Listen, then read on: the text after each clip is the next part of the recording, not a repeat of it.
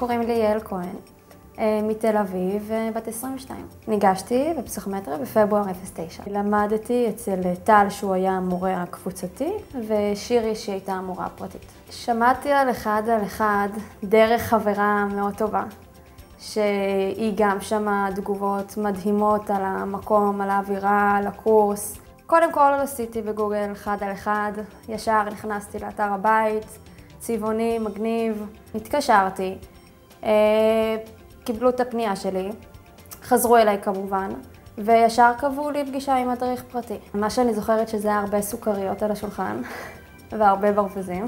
אווירה כיפית, בוא נגיד ככה, כיתה מגניבה כזו. מדריך נחמד, בדרך כלל תמיד מצחיק. המסלול המשולב שאני למעשה בחרתי הוא גם 1 על 1 והוא גם משולב.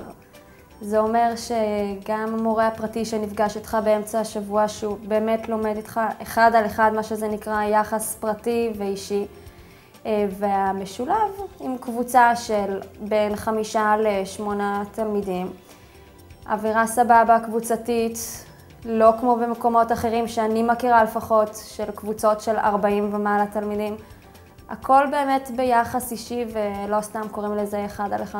כל דבר שרציתי תמיד היה לי לאן לפנות. אם זה לטל במיילים, בטלפון, גם אם זה ב-11 בלילה, עם שירי חופשי, גם לפעמים מעבר לשעות של השיעורים פה.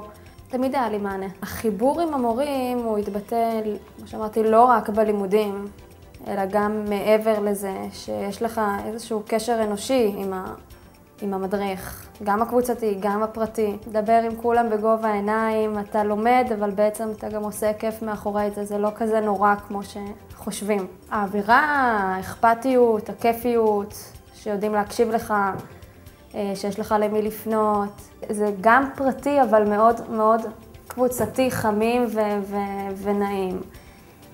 לעומת מקומות אחרים, לגמרי אני יכולה להגיד שזה המקום.